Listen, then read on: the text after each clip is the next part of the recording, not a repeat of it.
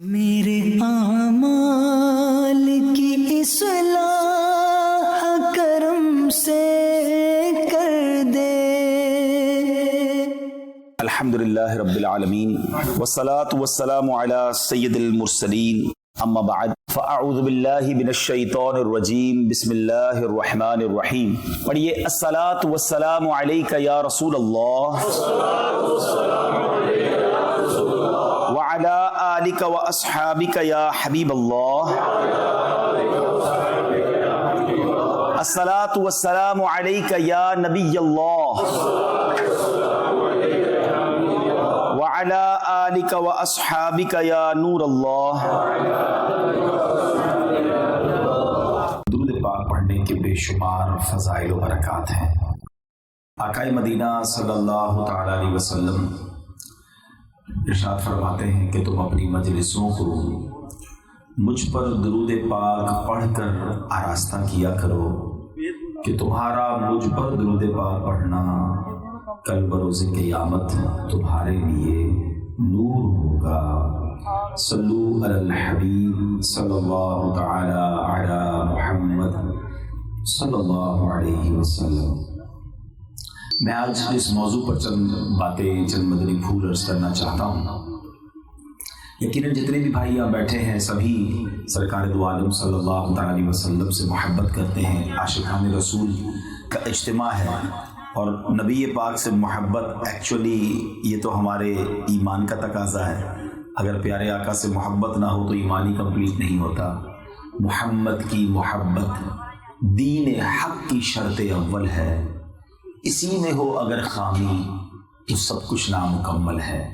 تو آج سرکار دو عالم علیہ السلام کے جب کمالات اور نبی پاک کے معجزات کو ہم سنتے ہیں تو بڑا ایمان تازہ ہوتا ہے، خوشی بھی بہت ہوتی ہے کہ اللہ کریم نے ہمارے آقا علیہ السلام کو کیسے کیسے معجزات سے نوازا۔ آقا نے زمین پر کھڑے ہو کر چاند کو اشارہ فرمایا تو 2 ٹکڑے ہو گئے، آقا نے دعا فرمایا تو سورج کو پلٹا دیا، نبی پاک نے کئی صحابہ کرام علیہ رضوان کو تھوڑے سے کھانے پر دم کیا تو وہ زیادہ ہو گیا۔ بہت سارے طویل لسٹ ہے معجزات کی، مگر ان تمام معجزات کو ہم صرف سن پاتے ہیں، دیکھ نہیں سکے۔ سوچیے ان صحابہ کے ایمان کا لیول کیا ہوگا جو اپنی آنکھوں سے نبی پاک کے معجزوں کو دیکھتے تھے۔ آقا دعا فرماتے تھے بارش ہو جاتی تھی، دعا فرماتے بارش رک جاتی تھی۔ ہم تو نہیں دیکھ رہے، ہم تو سن رہے ہیں، ہم سنتے اتنا مزہ آتا ہے، مگر آپ جانتے ہیں کہ ایک معجزہ ایسا ہے جو آج ہم دیکھ بھی سکتے ہیں، اس کو محسوس بھی کر سکتے ہیں، اس کی برکتیں بھی لے سکتے ہیں، اور سب سے بڑی بات یہ ہے کہ اس معجزے کو اعظم المعجزات کہا گیا، سب سے بڑا معجزہ کہا گیا۔ یعنی نبی پاک کے بے شمار معجزات میں جو سب سے بڑا معجزہ ہے نا، میں اسی معجزے کی بات کر رہا ہوں جو آج ہمارے درمیان ہے، اور وہ معجزہ ہے قرآن مجید فرقان حمید۔ قرآن ہمارے آقا کا سب سے بڑا معجزہ ہے۔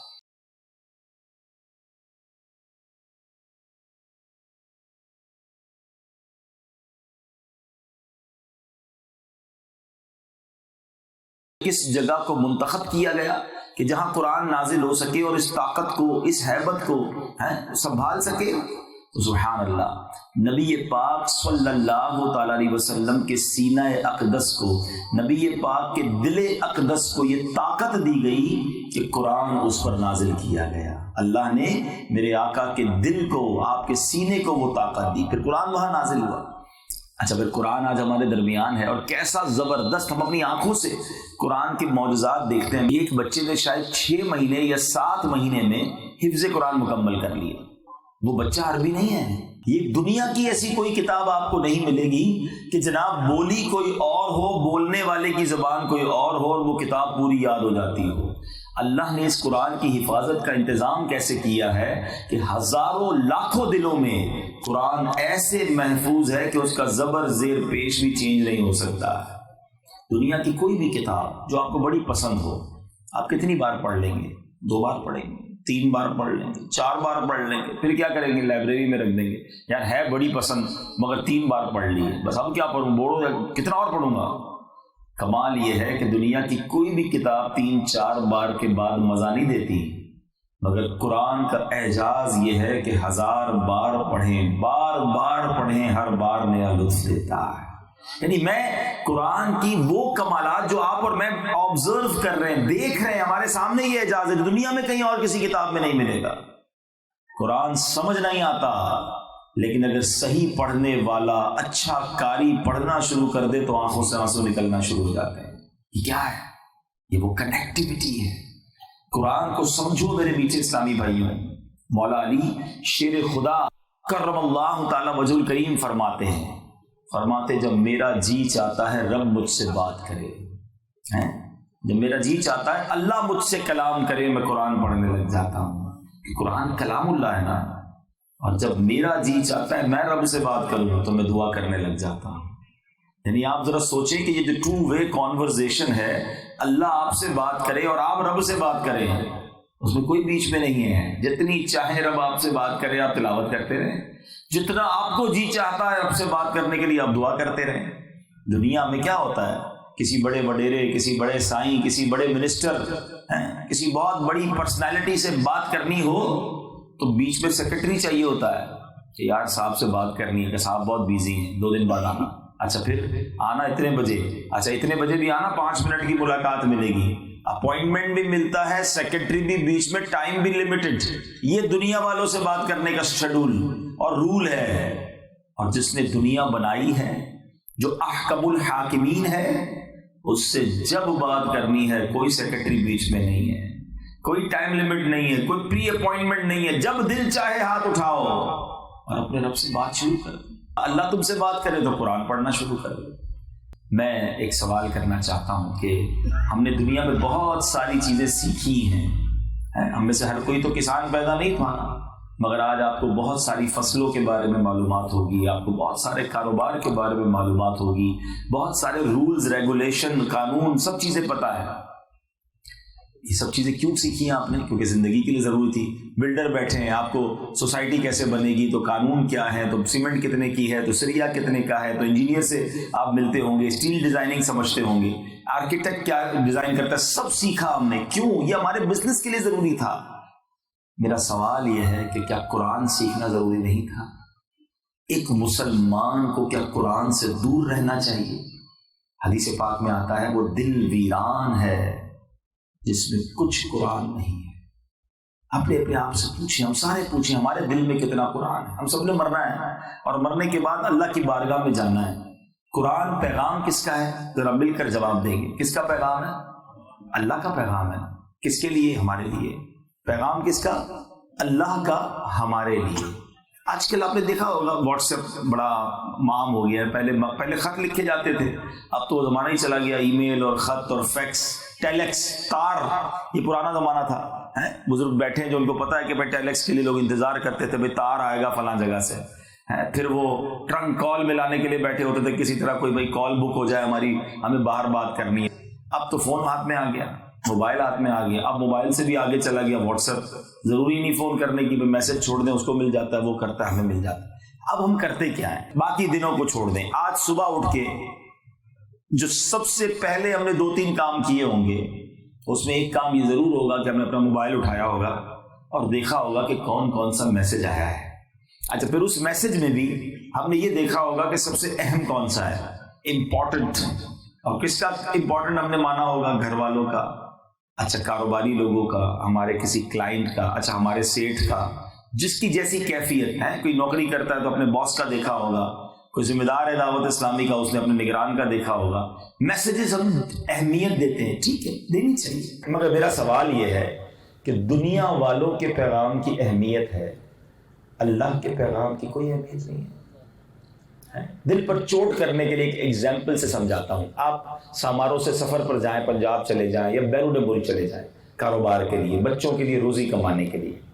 کچھ دنوں کے بعد آپ کو بچوں کی یاد آئے، آپ اپنے بچوں کو ایک بڑا پیارا سا واٹس ایپ کریں، اسے بچوں کے بھی نام لیں، آپ اپنی بچوں کی والدہ سے بھی بات کریں، اپنے ماں باپ سے بھی بات کریں، ایک بڑا خوبصورت سا فیملی کے لیے میسج بنا کے کہ بھائی میں دعائیں بھی دیں اور ان سے پیار بھی دیا اور ان سے باتیں بھی کی، اور اب آپ کو انتظار ہے کہ میری فیملی جب یہ میسج سنے گی تو بچوں کے بھی میسج آئیں گے، میری وائف بھی میسج کرے گی، میری والدہ بھی جواب دے گی، سب کی دعائیں بھی ملیں گی۔ بندہ جب دور ہوتا ہے تو فیملی یاد آتی ہے۔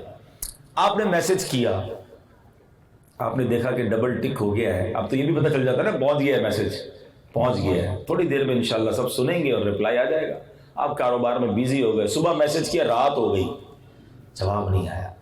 دوسرا دن ہو گیا، جواب نہیں آیا. آپ بولے خیر تو ہے، گھر والے جواب ہی نہیں دے رہے. دوسرے دن آپ نے اب کیا کرنا ہے، آپ نے کرنا ہے فون. گھر والوں نے فون اٹھایا، آپ نے کہا میرا میسج کیا تھا، آپ نے جواب نہیں دیا. گھر والے آپ کو یہ جواب دیں کہ میسج مل تو گیا تھا مگر آپ کا میسج سننے کا ٹائم نہیں ملا. سچ بتاؤ دل پر کیا بیتے گی کہ میں انہی کے لیے پیسے کمانے کے لیے، انہی کے لیے اپنے وطن سے دور کام کرنے کے لیے گیا ہوں. ان کو 2 دن ہو گئے میرا پیغام ملے ہوئے، اتنا بھی ٹائم نہیں ہے کہ میرا پیغام سنے اور مجھے جواب دیں. یو فیل اٹ، آپ کو برا لگے گا. کتنے دن میں؟ 2 دن میں. تمہارا پیغام تمہارے گھر والے 2 دن نہ سنے تمہیں برا لگتا ہے. اچھا گھر والوں کا تو 2 دن پھر بھی برداشت ہے. جو نوکری کرتا ہو ہمارے یہاں، اس کو تو کرتے کیا ہے، صبح میسج کرتے ہیں بیٹا صبح اٹھ کے یہ سارے کام کر لینا، اور دوپہر کو پتہ چلے کہ اس نے پیغام ہی نہیں سنا تو اس کی تو خیر ہی نہیں ہے. کہ نوکری پہ رکھا کس لیے تم کو بھائی؟ پیغام سننا تھا، بینک میں جانا تھا، یہ کام کرنا تھا، اس کو پیسے دینے تھے، چیک جمع کرانا تھا، ساری ڈیوٹیاں تمہاری لگائی، تم نے پیغام ہی نہیں سنا. کس لیے رکھا تم کو نوکری پہ؟ ڈانٹ پڑتی ہے اس کو چند گھنٹوں کے بعد اگر وہ پیغام نہ سنے. میں آپ کے دل سے سوال کرتا ہوں، 40 سال عمر ہو گئی ہے، یہاں 50 سال والے بھی بیٹھے ہیں یا 30 سال والے بھی بیٹھے ہیں، جب سے پیدا ہوئے ہیں اب تک قرآن پڑھنے کا ٹائم نہیں ملا ہے. اللہ کا پیغام ملا ہوا ہے، ڈبل ٹک ہو چکا ہے، گھر میں سب کے موجود ہے، ریسیوڈ ہے قرآن، مگر اب تک سفید بال ہو گئے ان میں سے کئیوں کے. قرآن نہ ترجمے سے پڑھا ہے، نہ تفسیر سے پڑھا ہے، نہ اس کو سمجھا ہے. اللہ کی بارگاہ میں قیامت کے دن کیا جواب دو گے؟ یا اللہ بہت بیزی تھا، قرآن مل گیا تھا، پڑھنے کا ٹائم نہیں ملا، سمجھنے کا ٹائم نہیں ملا. تمہیں ایک دن گھر والے جواب نہ دے برا لگتا ہے، اللہ کی بارگاہ میں یہ جواب چلے گا کہ اللہ پوری زندگی میں قرآن پڑھنے کا ٹائم نہیں ملا، بہت بیزی تھا نا، کاروبار بھی تھا، زمینیں بھی تھی تو بڑے کاروبار تھے، بلڈنگیں بنانی تھی، کھیت چلانے تھے، فیملی کو دیکھنا تھا، دوستوں میں بیٹھنا تھا، کچہریاں لگانی تھی. اللہ قرآن کا ٹائم نہیں تھا. بتاؤ اس کا جواب کیسے دو گے؟ ایسا نہ کرو. اور واللہ جس دن قرآن سے دوستی کر لی نا، جس دن قرآن سمجھنا شروع کر دیا، جس دن قرآن پر عمل کرنا شروع کر دیا، آپ کی زندگی کو سمجھے کہ پر لگ جائیں گے، نور علی نور زندگی ہو جانی ہے. کیونکہ قرآن تو رب کا کلام ہے نا، ہر لفظ پر رحمت ہے. قرآن پڑھو تو فرشتے نازل ہوتے ہیں، قرآن کی برکتیں اتنی کہ قرآن ہدایت دیتا ہے. مگر بات یہ کہ ٹائم ہی نہیں ہے. اچھا پھر ایک اور بڑا پرابلم ہے، قرآن جو لوگ پڑھ بھی رہے ہیں، ہم میں سے بہت سارے ہو سکتا ہے ایسے ہوں جو پڑھ رہے ہیں اور وہ کہہ رہے ہوں کہ یار یہ مولانا صاحب بات تو بہت اچھی کر رہے ہیں، میں تو پڑھتا ہوں قرآن. قرآن صحیح بھی پڑھ رہے ہیں کہ نہیں پڑھ رہے ہیں، یہ بھی مسئلہ ہے. قرآن پڑھنا ہے اور پراپر پڑھنا ہے، صحیح پڑھنا ہے، ورنہ قرآن کا فائدہ نہیں ہونا. قرآن جو ہے وہ عربی میں نازل ہوا ہے نا، اس کو عربی میں پڑھنا پڑے گا اور عربی کے سارے تقاضے پورے کرنے پڑیں گے. قرآن سندھی میں نہیں ہے، قرآن اردو میں نہیں ہے، قرآن پنجابی میں نہیں ہے، قرآن عربی میں ہے. اچھا عربی جو ہے نا وہ دنیا کی سب سے زیادہ حساس زبان ہے، موسٹ سینسٹیو لینگویج. ایک زبر زیر پیش آگے پیچھے کر دو نا، اس کا معنی ہی بدل جاتا ہے، اس کا ٹاپک ہی چینج ہو جاتا ہے. میں بہت آسان طریقے سے سمجھا دیتا ہوں، آپ کو سمجھ بھی آ جائے گا. امراض قلب، قلب لکھا ہوگا نا آپ نے، وہ ہاسپٹل میں بھی لکھا ہوتا ہے. قلب کس کو کہتے ہیں؟ اس کو کہتے ہیں دل کو، ٹھیک ہے. قاف موٹا کاف، اور اگر اسی موٹے کاف کو پتلا کاف کر دیں، ڈنڈی والا کاف کر دیں، بولنے میں تو وہی لگے گا قلب، اور یہ قلب سنائی تو وہی دے رہا ہے، تھوڑا سا ہی فرق ہے. مگر یہ قلب کا معنی بن جائے گا کتا. کدھر دل کدھر کتا، سمجھ رہے بات کو؟ چھوٹا سا تلاوت میں اگر آپ تلفظ کا فرق کریں گے اس کا معنی ہی کہیں اور چلا جائے گا. آپ نماز میں ہم پڑھتے ہیں، بہت سب کو سورہ اخلاص یاد ہوگی، قل هو اللہ احد، کہو کہ اللہ ایک ہے، ٹھیک ہے. احد کے معنی کیا ہے؟ ایک ہے. احد، اچھا فرق کیا ہے؟ احد احد، ہا اور ہا کا بہت تھوڑا سا فرق ہے، مگر معنی پتہ کیا بن جائے گا؟ کہو کہ اللہ احد ایک ہے، احد بزدل ہے. اب میں آپ سے پوچھتا ہوں جو نماز میں یہ پڑھ رہا ہے اس کو ثواب ملے گا؟ اس کی نماز اسے برکت دے گی؟ آپ تو رب کو کچھ اور کہہ رہے ہیں. خدا را سمجھو، قرآن پڑھنا ہے اس کے مخارج کے ساتھ پڑھنا ہے، اس کے پروناؤنسیشن کے ساتھ پڑھنا ہے. گھبرائیے نہیں، میں ڈرا نہیں رہا، میں سمجھا رہا ہوں، اور یہ پاسبل ہے بھائی. بہت ساری چیزیں آپ کو نہیں آتی تھی. کس کو موبائل پیدا ہوتے ہی چلانا آتا تھا؟ موبائل سیکھا، سافٹ ویئر سیکھے، 50 چیزیں سیکھ لی، یہ بھی سیکھ جائیں گے. بچوں نے سیکھ لیا قرآن، میں کیوں نہیں سیکھ سکتا؟ ٹائم ہی نہیں دیا نا، اہمیت نہیں دی، پریورٹی نہیں دی. تو آج بھی سیکھ سکتے ہیں. دعوت اسلامی کا کمال یہ ہے کہ دعوت اسلامی صرف پرابلم نہیں بتاتی کہ جناب یہ بڑا پرابلم ہے، ہم سولوشن بھی ساتھ ہی دیتے ہیں. میں آج سب سے پہلے آپ کو پرابلم بتا رہا ہوں، ہائی لائٹ کر رہا ہوں، احساس دلا رہا ہوں کہ دیکھو ہم قرآن کے بغیر جی رہے ہیں جو ٹھیک نہیں ہے. اور اب آپ کو طریقہ بتا رہا ہوں کہ گھبرائیے نہیں. دعوت اسلامی نے انتظام کیا ہوا ہے. دنیا بھر میں بچوں کے مدرسے آپ نے سنے ہوں گے، دنیا بھر میں ہوتے ہیں، بڑوں کے مدرسے کہیں نہیں سنے ہوں گے. یہ کمال ہے، یہ ترہ امتیاز ہے دعوت اسلامی کا، اسپیشلٹی ہے کہ دعوت اسلامی نے بڑوں کے مدرسے بنا دیے. اور اس کو ہم نے نام ہی کیا دیا؟ مدرسۃ المدینہ بالغان. بزرگوں کے لیے، جوانوں کے لیے، کیونکہ بڑا آدمی بچوں کے ساتھ بیٹھ کے نہیں پڑھے گا، شرم آئے گی اس کو. تو بھائی اب بڑوں کے مدرسے بنا دیے، اور وہ بھی آپ کی سہولت کے مطابق. وہ رات کو مغرب کے بعد آ جائیں، عشاء کے بعد آ جائیں، مسجد میں آئیں، 10-15 منٹ قاری صاحب کے ساتھ بیٹھے، کچھ نہ کرے، اپنے تلفظ ٹھیک کرے، ان کو سنائیں، اپنی نماز سنائیں، اپنی تلاوت سنائیں. آپ کو جب یہ سیٹسفائی ہو جائے کہ آپ صحیح تلاوت کر رہے ہیں، اب دیکھیں آپ کو تلاوت کیسا مزہ دے گی. کچھ لوگ کہتے ہیں یار میں نماز پڑھتا ہوں برکت ہی نہیں ملتی، میں قرآن پڑھتا ہوں وہ چاشنی نہیں ملتی، وہ نور ہی نہیں ملتا. تو بھائی آپ ٹھیک ہی نہیں پڑھ رہے تو کیسے ہوگا؟ آپ صحیح پڑھنا شروع کریں، ہر قرآن کا لفظ آپ کے دل میں نور داخل کرے گا، ہر نماز کا سجدہ آپ کے درجے کو بڑھائے گا. پراپر طریقے سے سیکھ کر پڑھیں نا. اچھا اب بتائیں کیا سائنس نے ہماری مشکل بڑی آسان کر دی ہے. جب ہم ایسی باتیں کرتے تھے نا، لوگ کہتے ہیں مولوی صاحب آپ نے بڑا دین مشکل کر دیا، تھوڑا بہت تو چلتا ہے، اللہ معاف کرنے والا ہے، اتنا تھوڑی ہوتا ہے، تھوڑا بہت تو فرق چلتا ہے. لوگ ہمیں یہ سکھاتے تھے. تو اب ہمیں جو یہ موبائل نے، سافٹ ویئر نے، اپلیکیشن نے بڑا آسان کر دیا. چلو میں آپ کو آپ ہی کی زبان میں سمجھا دیتا ہوں. آپ کے موبائل میں پاسورڈ لگاتے ہیں، ساماروں میں پاسورڈ تو لگتا ہی ہوگا نا، کسی نہ کسی ویب سائٹ کا، بینک اکاؤنٹ کا، کوئی نہ کوئی پاسورڈ آپ کے پاس آتا ہے. آپ نے پاسورڈ لگایا، اور آپ نے جو پاسورڈ لگایا ہے، مثال کے طور پہ بڑی اے بڑی بی کے ساتھ لگایا ABCD میں، اس کو چھوٹی اے لکھ دیں، بڑی اے کی جگہ چھوٹی اے لکھ دیں، اسمال لیٹر لکھ دیں، کھل جائے گی آپ کی ویب سائٹ. کیوں جناب؟ اے ہی تو ہے، وہ چھوٹا بڑا اے ہے، یہ چھوٹا والا اے ہے. آپ کہیں گے نہیں جناب نہیں کھلے گا. اچھا ایسا کریں، جو بھی آپ کا پاسورڈ ہے اس کے بیچ میں ایک نقطہ لگا دیں، صرف ایک نقطہ، کھل جائے گی آپ کی ویب سائٹ. اچھا نہیں کھلے گی، تھوڑا سا تو فرق ہے، نہیں کھلے گی. اچھا ایسا کریں، کچھ بھی نہ لکھیں، بیچ میں اسپیس ہی دے دیں، صرف خالی جگہ چھوڑ دیں. اب تو کھل جانی چاہیے. وہی لکھا ہے جو آپ کا پاسورڈ ہے، صرف بیچ میں ایک آپ نے اسپیس دے دی ہے. ہون کی ہوئے گا؟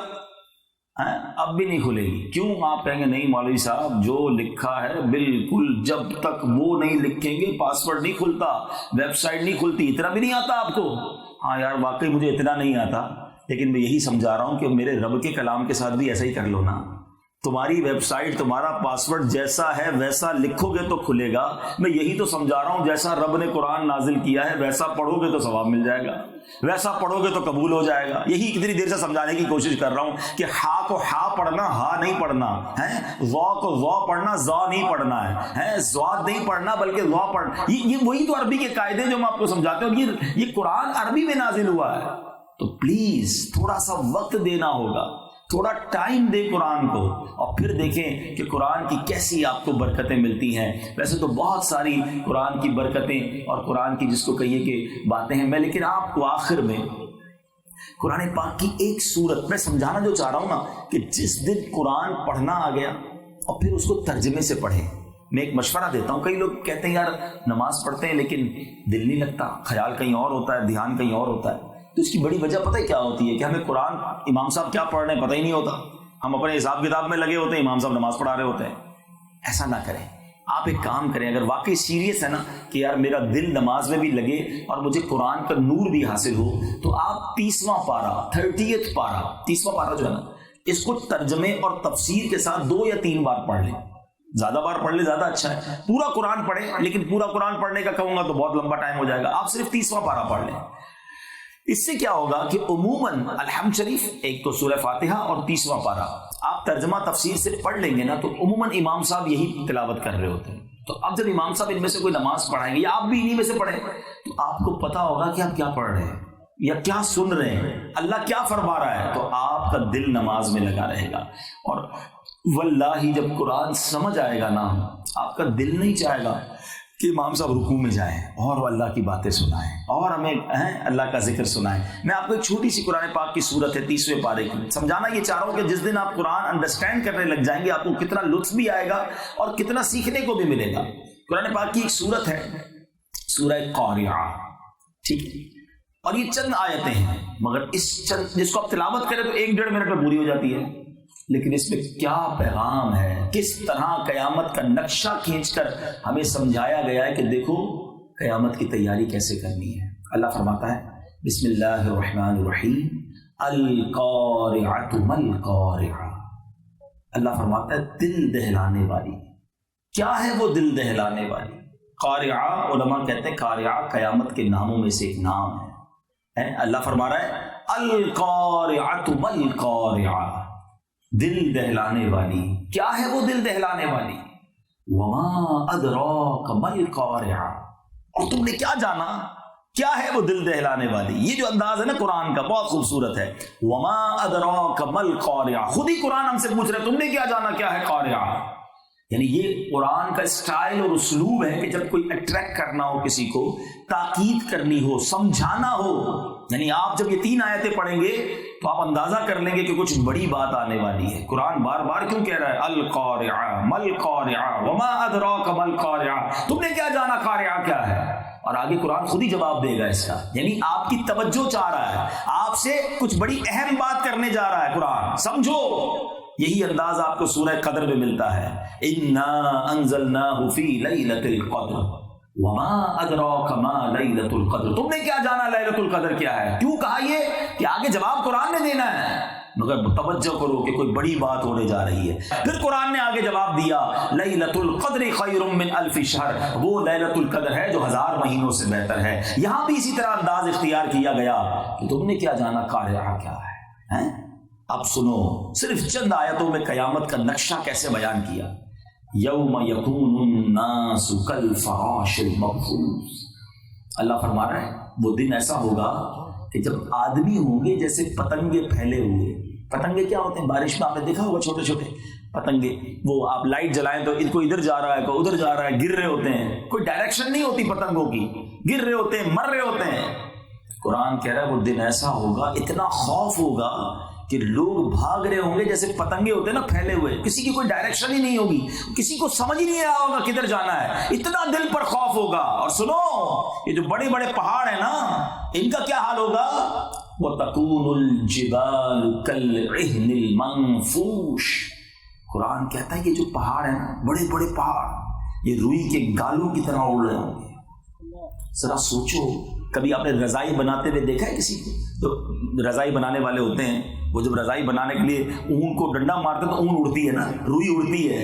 کہہ رہے جیسی روئی اڑ رہی ہے نا, قیامت کے دن پہاڑ اڑ رہے ہوں گے. کیسا زلزلہ ہوگا, کیسا خوف ہوگا کہ بندے دوڑ رہے ہوں گے, پہاڑ اڑ رہے ہوں گے. یہی خوف کافی تھا قیامت کی, اگر یہی ہولناکی ہوتی تو کافی تھا. مگر قرآن کہتا ہے ابھی سنو, اس کیفیت میں تم سے سوال ہوں گے, تمہارے نامہ اعمال کو تولا جائے گا. میں اور آپ کبھی گرمی یا پریشانی سے گھر آئے ہیں, پسینہ بہہ رہا ہو اور گھر والے سوال کرنا شروع کر دیں کہاں سے آ رہے ہیں, کیا کیا, دن کیسا گزرا, 4-5 سوال ایک ساتھ کر لیں تو آپ کیا کہتے ہیں, یار ابھی سوال نہ کرو, دیکھ نہیں رہے میری کیفیت کیسی ہے, ابھی تھوڑا پانی پیوں گا, سانس لینے دو پھر بات کریں گے. جب ہم تھکے ہوئے ہوتے ہیں, فرسٹریٹ ہوتے ہیں, خوف زدہ ہوتے ہیں, ہم جواب نہیں دے پاتے. قرآن کہہ رہا ہے کہ جب پہاڑ بھی اون کی طرح اڑ رہے ہوں گے نا, اس کیفیت میں تمہارے اعمال تولے جائیں گے, تم سے سوال کیے جائیں گے. آگے فرمایا فَأَمَّا مَنْ ثَقُلَتْ مَوَازِينُهُ فَهُوَ فِي عِيشَةٍ رَاضِيَةٍ. قرآن کہتا ہے اس دن جس کی تولے بھاری ہو گئیں, جس کے نامہ اعمال نیکیاں زیادہ نکلی, وہ تو چین میں ہوگا, عیش میں ہوگا, جنت کی نعمتوں میں ہوگا. وَأَمَّا مَنْ خَفَّتْ مَوَازِينُهُ فَأُمُّهُ هَاوِيَةٌ. جس کی تولے ہلکی پڑ گئی وہ نیچا دکھانے والی گود میں عذاب میں ہوگا. پھر قرآن سوال کر رہا ہے وَمَا أَدْرَاكَ مَا هِيَ, تم نے کیا جانا یہ حاویہ کیا ہے. پتہ ہے نہیں پتہ ہے؟ اگین وہی انداز، پھر توجہ، غور کرو، قرآن پھر خود ہی جواب دے رہا ہے، نارن حامیہ، آگ ہے بھڑکتی ہوئی، شعلے مارتی ہوئی۔ یہ چند آیتیں ہیں، کتنی دیر لگی؟ 2 منٹ، 4 منٹ، پورا قیامت کا معاملہ سمجھا دیا گیا کہ دیکھو بڑی گھبراہٹ ہوگی، لوگ بھاگ رہے ہوں گے، کسی کو پیسوں کی نہیں، پراپرٹی کی فکر نہیں ہوگی، بچوں کی فکر نہیں ہوگی، نفسی کا دور ہوگا، اتنا بڑا زلزلہ ہوگا کہ پہاڑ بھی اڑ رہے ہوں گے، اور اس کیفیت میں تمہارے اعمال تولے جائیں گے۔ اور سنو، جس کی نیکیاں زیادہ ہوئیں، نیکیوں کا پلڑا بھاری ہو گیا، وہ جنت میں جائے گا، مزے کرے گا، عیش کرے گا، اور جس کے اعمال کم ہو گئے نا، وہ ایسی آگ میں جائے گا جو بھڑکتی ہوئی آگ ہے۔ اگر مجھے سچ بتاؤ، یہ ترجمہ مجھے یاد ہوتا اور امام صاحب یہی تلاوت کرتے تو آنکھوں سے آنسو نہ نکلتے، دل نماز میں نہ لگتا، قیامت کا نقشہ ذہن میں نہ آ جاتا۔ یہی تو سمجھانا چاہ رہا ہوں کہ جس دن قرآن سمجھ آنے لگ گیا نا، اس دن قرآن بند کرنے کو جی نہیں چاہے گا، اس دن قرآن سے محبت اور بڑھ جائے گی، قرآن آپ کو خود سکھا رہا ہوگا، خود آپ کی لائف بہتر ہو رہی ہوگی۔ تو میں آج 2 پیغام لے کر آیا ہوں۔ ایک، قرآن سے دوستی، قرآن کے بغیر زندگی نہ گزارو۔ آؤ آج سے میں بھی نیت کروں اور آپ بھی نیت کریں کہ روز قرآن پڑھیں گے انشاءاللہ، اور صحیح پڑھیں گے انشاءاللہ۔ ہے نا دعوت اسلامی؟ آپ بیزی ہیں، مدرسۃ المدینہ بالغان میں نہیں آ سکتے، کمال دیکھو دعوت اسلامی کا، فیضان آن لائن اکیڈمی کے ذریعے آن لائن قرآن پڑھانا شروع کر دیا کہ اپنی آپ جناب گھر بیٹھے قرآن پاک پڑھیں، آن لائن پڑھ لیں، تھوڑی سی فیس آپ سے لیں گے، آپ کی مرضی کے ٹائم کے مطابق آپ کو قرآن پڑھائیں گے، صبح شام رات جب آپ کے پاس ٹائم ہے آن لائن پڑھ لیں۔ دوسرا پیغام جو میں نے سورہ قارعہ تلاوت کی ہے، سوچ لو کہ نیکیوں کا پلڑا بھاری ہو رہا ہے یا گناہوں کا پلڑا بھاری ہو رہا ہے؟